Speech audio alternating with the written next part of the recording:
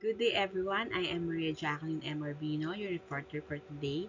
We're gonna discuss about a unified view of IoT and CPS, security and privacy. The author of this article is Xinwen Fu. He is a professor in the Minor School of Computer and Information Sciences, University of Massachusetts Lowell. He received his bachelor degree during 1995 and master's degree during 1998 in electrical engineering from Xi'an Caotong University, China, and University of Science and Technology of China, respectively. Xinwen Fu's current research interests are in computer security and privacy. He has published already at the four top computer security conferences, including the IEEE Symposium on Security and Privacy. Now let us move on to the goals and objectives. The goals and objectives of this article is to introduce the concept of Internet of Things (IoT) together with the cyber physical systems or CPS, to discuss the comparisons of the two technology, also to determine the different attacks against IoT and CPS, and to discuss the five challenges in IoT security and privacy and operating system for IoT security.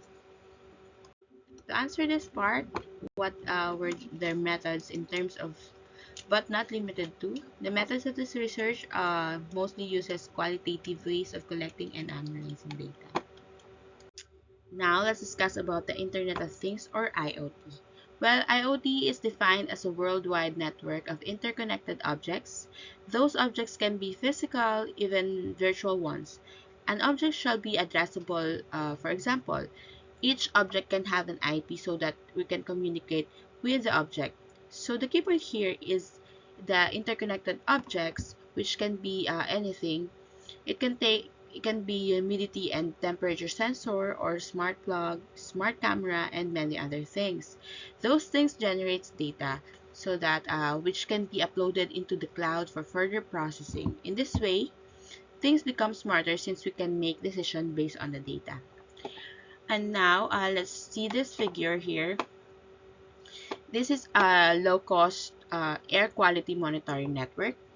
This is a device which sends the data in the using the Wi-Fi that we're gonna publish the output of the sensor in the web or the internet here in the sensor map.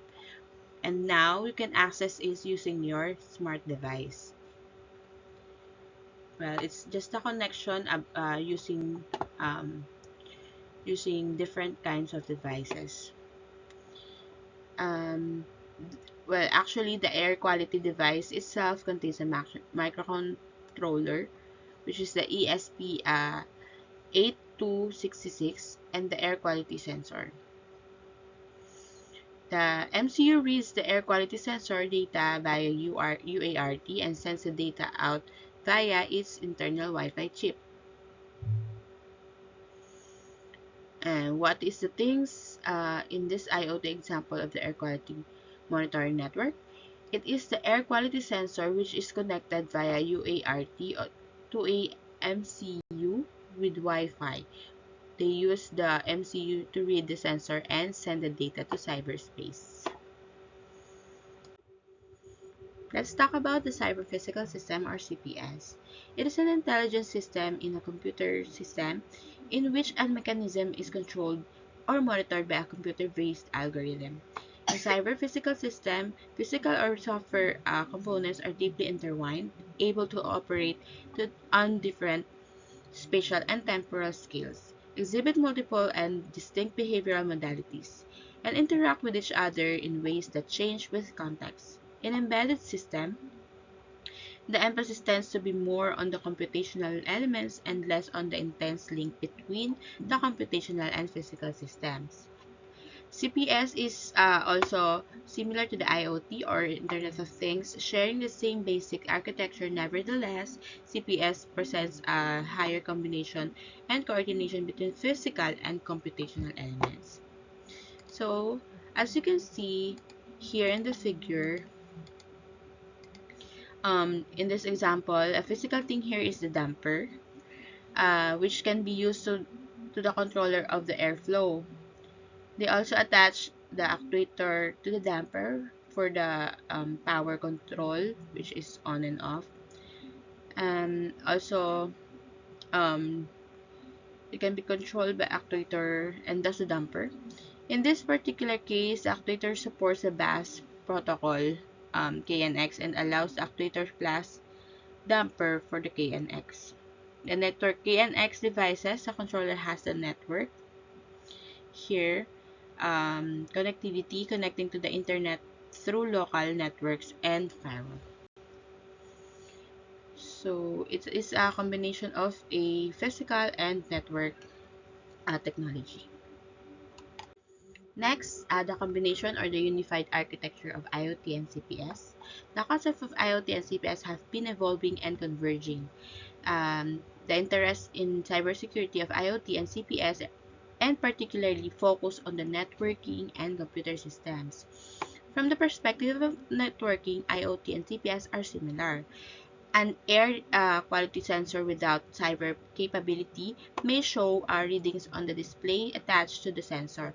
Now, when they connected the MCU with the Wi-Fi capability to the damp air quality sensor via UART, they have created a smart air quality monitoring device, which now has a networking capability and becomes part of the cyberspace. A damper without cyber capability may be manually controlled when they attach an actuator with the networking capabilities in the damper.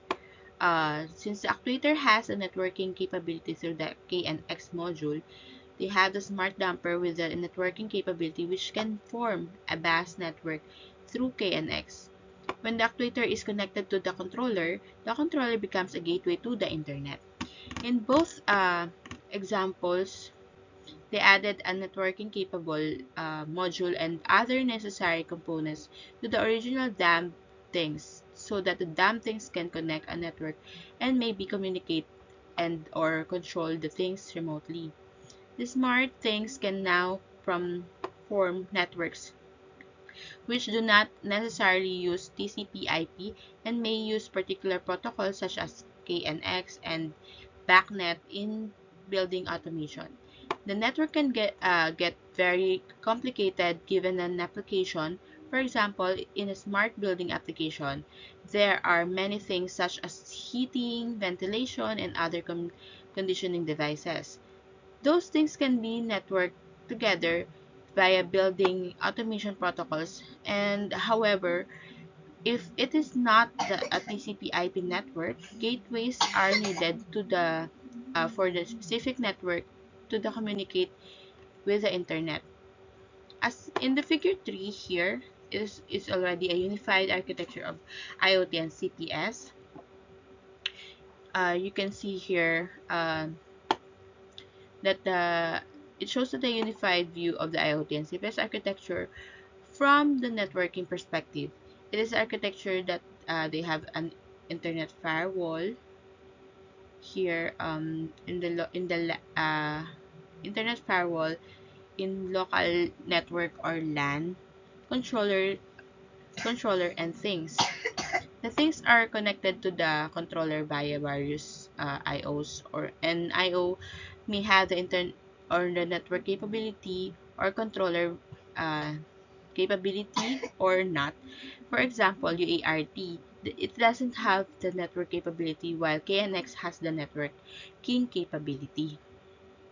So depends on the controller that you're gonna use.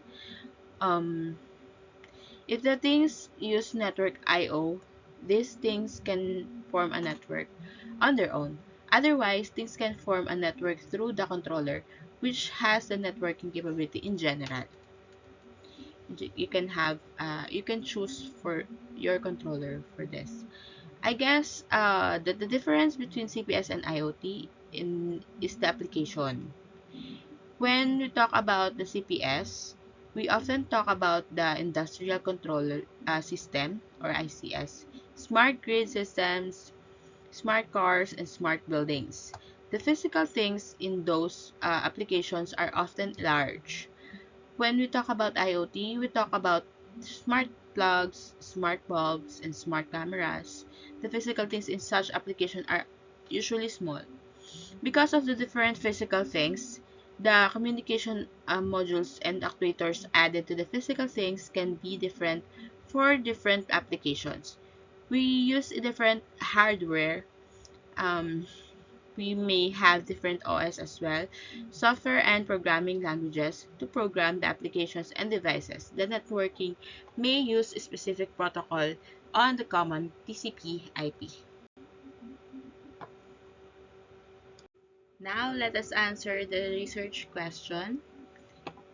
What are the differences and similarities of IoT and CPS? We actually already discussed it from the previous slides. What are the risk factors to consider? How much is the cost? And how secure is OS of the IoT security?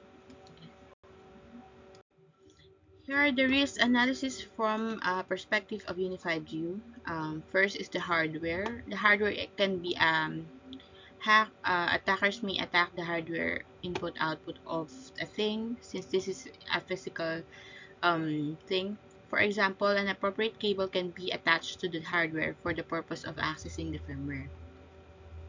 Also, the OS is a very interesting factor. For many those resources constrained devices, they may or may not run a real OS like embedded Linux. Next is the software. The software is the user application which may use SDK for coding. Also, there are a lot of risks like the data. It can be hacked as well, since it is can be accessed using the internet. We know that the use of the fixed factors and present a few attacks from the perspective of unified view, including attacks against real-world or air quality, monitoring device, smart plugs, and smart building. As you can see, here are the list of attacks that can be against in IoT. There are hardware attacks. This is IoT, just refer to the small things, physical. More on the attacks would be in on the software parts, which is the network attack. Attacks against smart plugs, network attacks, sniffing and protocol reverse engineering, data pollution, network attack, device scanning attack, network attack, brute force attack, and network attack, device spoofing attack. For attacks against CPS, there are three factors, which is the hardware attack against bus. In this example, as you can see, they targeted the KNX temperate sensor on the panel. They attached a wire on the temperature sensor from the panel, and then they connected the detached wire on the Raspberry Pi, so to inject data or commands um, into the bus system, such as attack in realistic, since sensors like the temperature sensors are often deployed all over the building. And they also there's the false data injection attack. And after they understand the building automation system, the protocol, and the data fields of KNX telegrams, they show that it can be damaged, that they can tell the building automation industry to secure their devices such as temperature, humidity, and motion sensors. Next is the other attacks. They show here that a few other attacks against BAS. They just talk about attacks against KNX, which is popular in Europe. BACnet IP is a popular BAS protocol in North America. Many buildings use insecure BACnet IP with no match security. They design an automatic tool to scan the IP and determine if a BACnet um, device runs in the IP. And to implement such tool, they need to understand the details of the BACnet IP protocol. Now, lastly, let's tackle about the challenges in IoT security and privacy, which is the IoT hardware and cost. In IoT hardware, it appears that the hardware may not be in the cause of IoT security and privacy anymore, while many people still think so. People may think that they don't have appropriate secure chips for IoT, and those chips are too expensive. Those are misconceptions now. There are various low-cost chips designed for the securing IoT. For example, ESP32 microcontrollers from Expressive System Support, Wi-Fi, Bluetooth, BLE, hardware crypto, acceleration flash, encryption, and secure boot, and are around a couple of US dollars. The ATE CCC 608A from Microchip Technology Incorporated is a crypto coprocessor which accepts data and performs cryptographic operation on the data. It is around 50 US cents and supports AES, ECC, HMAC, SHA-256 ring. That tests the performance of some of those chips, and they are actually pretty good. The ACC key generation on ESP32 needs about 2 0.23 seconds, which is appropriate for various low-cost applications like an air quality monitoring sensors. For the costing, for large-scale applications like smart buildings and smart grids, there are so many components in it incurs huge costs on labors and new devices when they try to innovate them for a purpose of security. Therefore, one challenge in those applications is how to migrate the danger if the physical things cannot be upgraded or can only be partially innovated. For the secure operating system for IoT, they have been actually looking for at how to secure IoT applications at the level of the operating system. IoT application is often written in C and C++, and such an application is vulnerable or to memory corruption attacks, buffer overflows attacks. They can use traditional address space layout randomizer or randomization to fight memory corruption attacks in resource-constrained IoT devices. And also one of the challenges is the limited RAM, SRAM, and flash in resource-contained IoT devices. They have developed the function-based ASLR for resource-contained IoT systems. The application on the flash is marked as non-executable through the memory protection. The last part of this article is they are asking if they can develop operating system for resource-constrained IoT devices incorporating various security measures such as ASLR and control flow integrity. There are various efforts on secure operating system.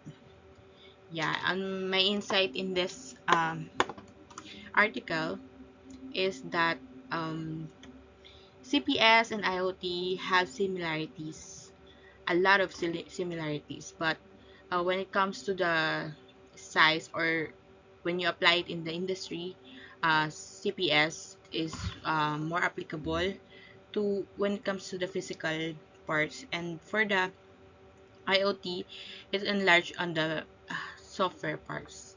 I mean software sides.